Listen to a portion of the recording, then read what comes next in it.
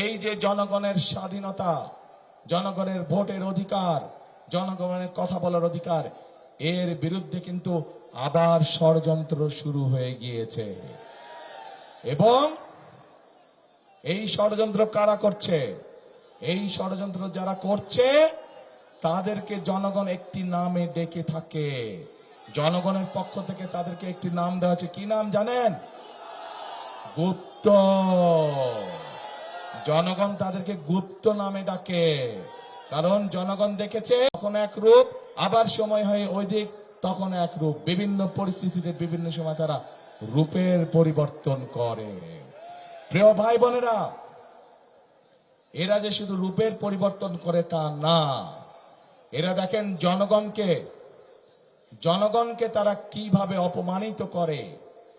জনগণের উপরে যে তাদের মোটেও আস্থা এবং বিশ্বাস নেই, তার দুটো প্রমাণ আপনাদের সামনে আমি দিচ্ছি।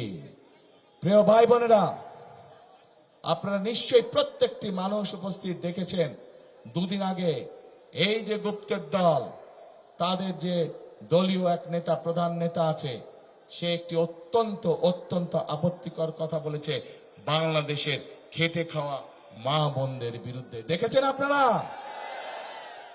প্রিয় ভাই বোনেরা, আমার একটি প্রশ্ন আপনাদের কাছে, যে রাজনৈতিক দল, যে রাজনৈতিক নেতার চিন্তা বা আদর্শ হয়ে থাকে, তার দেশের খেটে খাওয়া মা বোনদের সম্পর্কে এরকম নোংরা চিন্তা হয়ে থাকে, তাদের কাছ থেকে কি আমরা ভালো কোনো কিছু আশা করতে পারি?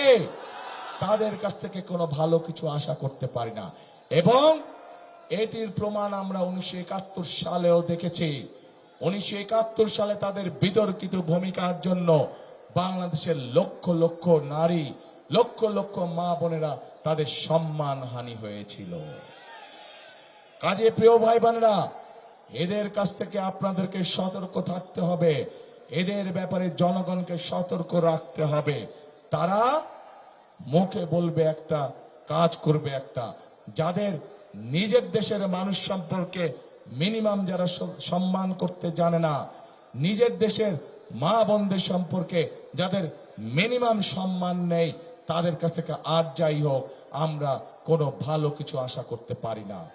ঠিক একইভাবে প্রিয় ভাই বোনেরা, তাদের আরেক নেতা আছে।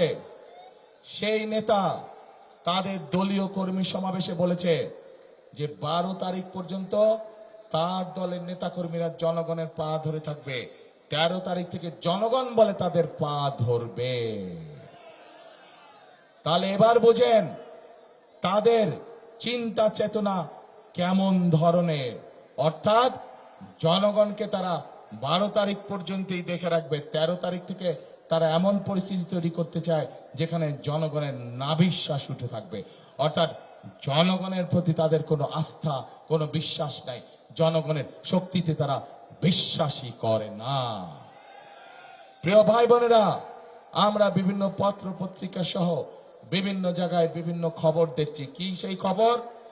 এই গুপ্তদের বিভিন্ন লোকজন বিভিন্ন জায়গায় গিয়ে, বিশেষ করে মা বোনদের কাছে গিয়ে তারা বিকাশ নাম্বার চাইছে, তারা এনআই কার্ড চাইছে। দেখেছেন না আপনারা? দেখেছেন এই সংবাদ? ওকে, এখন কেন চাইছে? তারা বাংলাদেশের মানুষের সাথে অনৈতিক আচরণ করছে, অথচ আমরা দেখি অন্যদিকে তারা বলে সৎ মানুষের শাসন দিবে। আরে ভাই, আপনার কাজটাই তো আপনি শুরু করছেন অনৈতিক বিষয় দিয়ে। যেখানে আপনি নিজেই অনৈতিক বিষয় দিয়ে কাজ শুরু করছেন, সেখানে আপনি কি করে আশা করেন, জনগণ কি করে আশা করবে যে আপনারা সৎ মানুষের শাসন দেবেন?